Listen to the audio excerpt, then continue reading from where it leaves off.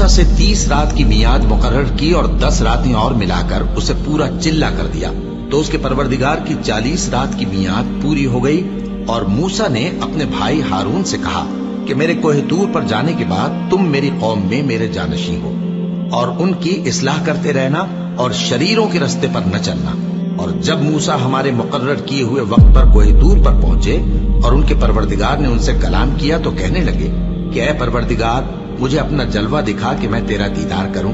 فرمایا کہ تم مجھے ہرگز نہ دیکھ سکو گے، ہاں پہاڑ کی طرف دیکھتے رہو، اگر یہ اپنی جگہ پر قائم رہا تو تم مجھ کو دیکھ سکو گے۔ پھر جب ان کے پروردگار نے پہاڑ پر تجلی کی تو اس کو ریزہ ریزہ کر دیا اور موسیٰ بے ہوش ہو کر گر پڑے۔ پھر جب ہوش میں آئے تو کہنے لگے کہ تیری ذات پاک ہے اور میں تیرے حضور میں توبہ کرتا ہوں اور جو ایمان لانے والے ہیں ان میں سب سے اول ہوں۔ فرمایا اے موسیٰ، میں نے تم کو اپنے پیغام اور اپنے کلام سے نواز کر لوگوں سے ممتاز کیا ہے، تو جو میں نے تم کو عطا کیا ہے اسے تھامے رکھو اور میرا شکر بجا لاؤ۔ اور ہم نے تورات کی تختیوں میں ان کے لیے ہر قسم کی نصیحت اور ہر چیز کی تفصیل لکھ دی۔ پھر ارشاد فرمایا کہ اسے مضبوطی سے تھامے رہو اور اپنی قوم سے بھی کہہ دو کہ ان باتوں پر بہت اچھی طرح عمل کریں۔ میں عنقریب تم کو نافرمان لوگوں کا گھر دکھاؤں گا۔ جو لوگ زمین میں ناحق تکبر کرتے ہیں ان کو اپنی آیتوں سے پھیر دوں گا۔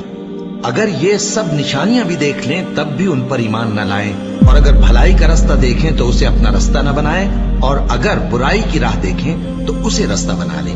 یہ اس لیے کہ انہوں نے ہماری آیات کو جھٹلایا اور ان سے غفلت کرتے رہے، اور جن لوگوں نے ہماری آیتوں اور آخرت کی پیشی کو جھٹلایا ان کے اعمال ضائع ہو جائیں گے۔ یہ جیسے عمل کرتے ہیں ویسا ہی ان کو بدلہ ملے گا۔ اور موسیٰ کے بعد ان کی قوم نے اپنے زیور سے ایک بچڑا بنا لیا، وہ ایک جسم تھا جس میں سے بیل کی آواز نکلتی تھی۔ ان لوگوں نے یہ نہ دیکھا کہ وہ نہ ان سے بات کر سکتا ہے اور نہ ان کو رستہ دکھا سکتا ہے، اس کو انہوں نے معبود بنا لیا اور اپنے حق میں ظلم کیا۔ اور جب وہ نادم ہوئے اور دیکھا کہ گمراہ ہو گئے ہیں تو کہنے لگے کہ اگر ہمارا پروردگار ہم پر رحم نہیں کرے گا اور ہم کو معاف نہیں فرمائے گا تو ہم برباد ہو جائیں گے۔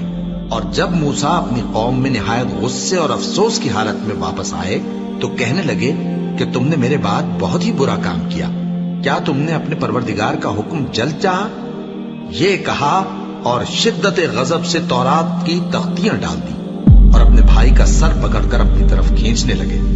انہوں نے کہا کہ بھائی جان، لوگ تو مجھے کمزور سمجھتے تھے اور قریب تھا کہ قتل کر دیں، تو ایسا کام نہ کیجیے کہ دشمن مجھ پر ہنسیں اور مجھے ظالم لوگوں میں شامل نہ سمجھیے۔ انہوں نے دعا کی کہ اے میرے پروردگار، مجھے اور میرے بھائی کو معاف کر دے اور ہمیں اپنی رحمت میں داخل کر، تو سب سے بڑھ کر رحم کرنے والا ہے۔